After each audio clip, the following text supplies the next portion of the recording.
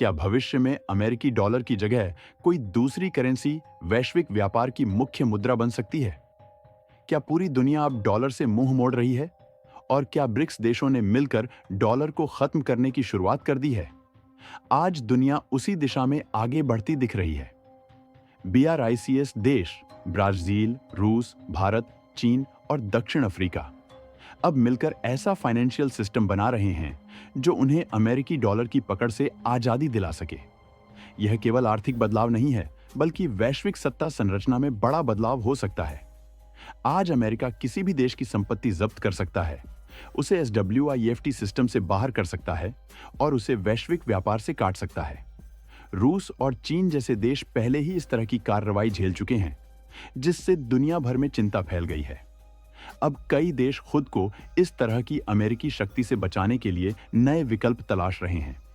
BRICS देशों की यह कोशिश डॉलर को हटाकर एक स्वतंत्र वैश्विक वित्तीय प्रणाली स्थापित करने की है। इस नई व्यवस्था के जरिए वे अपने भुगतान और व्यापारिक गतिविधियों को डॉलर से अलग दिशा में ले जाना चाहते हैं।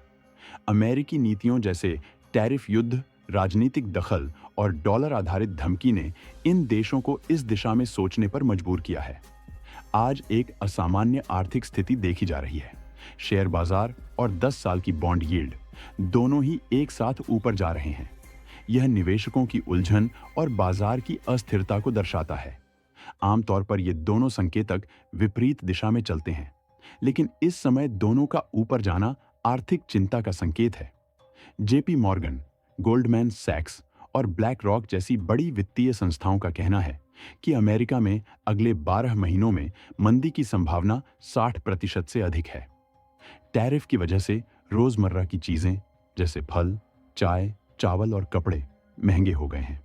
इससे आम अमेरिकी जनता पर सीधा असर पड़ा है। अमेरिका में महंगाई रिकॉर्ड स्तर पर पहुंच चुकी है, बेरोजगारी बढ़ रही है और लोगों की क्रय शक्ति घटती जा रही है। GDP की ग्रोथ रुक गई है और बाजार में ठहराव है। ये सब उस टैरिफ पॉलिसी का परिणाम है जिसने अमेरिका को ही नुकसान पहुंचाया है।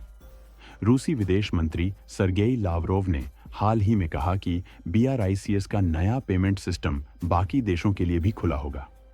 इसका मतलब यह है कि अब अन्य राष्ट्र भी डॉलर के बजाय किसी वैकल्पिक सिस्टम को अपना सकते हैं। यह सिर्फ डी-डॉलराइजेशन नहीं है, बल्कि एक नई आर्थिक दुनिया की ओर पहला कदम है। दुनिया अब अमेरिकी नियंत्रण से निकलकर अपनी राह चुनना चाहती है। गोल्ड की कीमत $3,200 प्रति औंस से ऊपर जाने का मतलब है कि निवेशक डॉलर से घबरा गए हैं और सुरक्षित विकल्प खोज रहे हैं। यह दिखाता है कि वैश्विक वित्तीय शक्ति अब एक नई दिशा में मुड़ रही है। हर बार जब कोई बड़ा आर्थिक संकट सामने आता है, तो सबसे पहले निवेशक उन एसेट्स की तरफ बढ़ते हैं जिन्हें वे सबसे सुरक्षित मानते हैं। मौजूदा हालातों में सोना एक ऐसा विकल्प बन गया है जिसे पूरी दुनिया में निवेशक एक भरोसेमंद निवेश के रूप में देख रहे हैं। डॉलर में उतार चढ़ाव और महंगाई की वजह से अब लोग सोने की तरफ रुख कर रहे हैं और इसे अपने निवेश को सुरक्षित रखने के लिए एक सुरक्षित जरिया मान रहे हैं। सोने की कीमतों में तेजी ये दिखाती है कि दुनिया भर के निवेशक अब बढ़ती अस्थिरता से डर रहे हैं और अपने पैसों को ऐसे स्थानों पर लगाना चाहते हैं जो लंबे समय तक स्थिर बने रहें।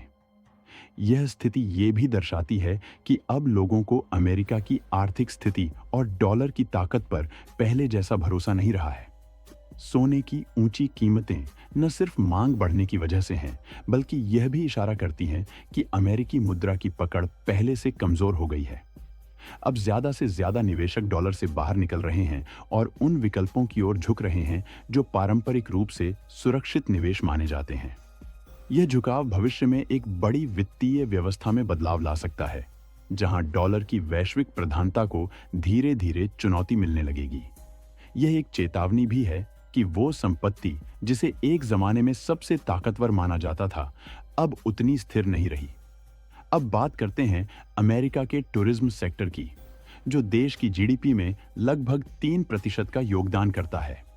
यह क्षेत्र इस समय मंदी के डर से बुरी तरह प्रभावित हो रहा है और इसकी विकास दर लगातार धीमी होती जा रही है। अमेरिका के लिए यह गंभीर चिंता का विषय है, क्योंकि पर्यटन में गिरावट का सीधा असर उसकी आंतरिक अर्थव्यवस्था पर पड़ता है। यह संकट अब केवल व्यापार युद्ध या टैरिफ की सीमाओं में नहीं रहा, बल्कि अब लोग अमेरिका के पूरे आर्थिक मॉडल और उसकी नीतियों पर सवाल उठाने लगे हैं।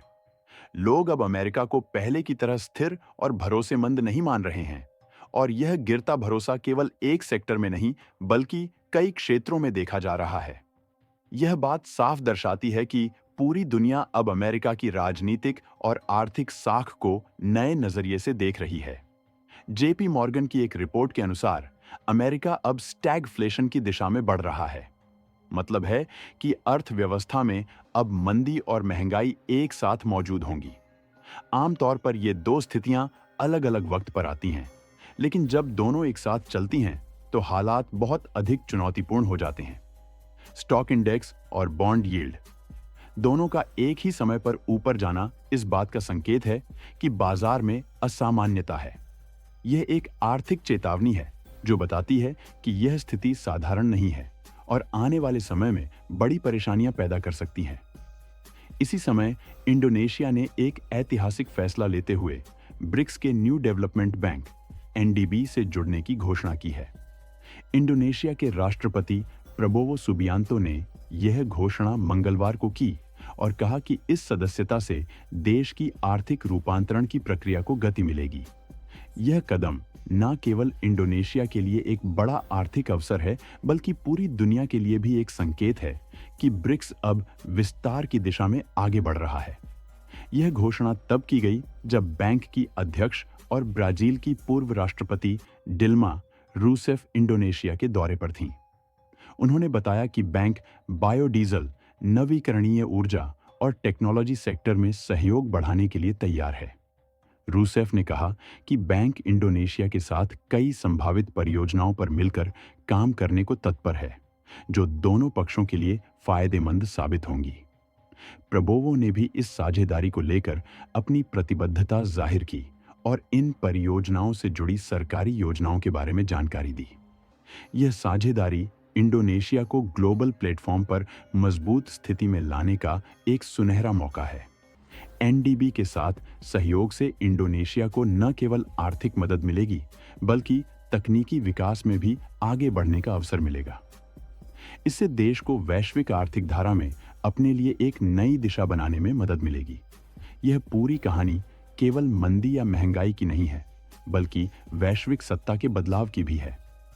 अमेरिका की आर्थिक नींव अब पहले जैसी मजबूत नहीं रही और बीआरआईसी देश मिलकर एक नई वैश्विक आर्थिक व्यवस्था बना रहे हैं। अब एक ऐसी दुनिया बन रही है जहां डॉलर की पकड़ धीरे धीरे कमजोर पड़ रही है और नए विकल्प सामने आ रहे हैं जो भविष्य में पूरी व्यवस्था को बदल सकते हैं। अगर आपको यह जानकारी महत्वपूर्ण लगी हो तो लाइक और सब्सक्राइब जरूर करें ताकि आप हमारे आने वाले सभी अपडेट्स से जुड़े रहें। धन्यवाद।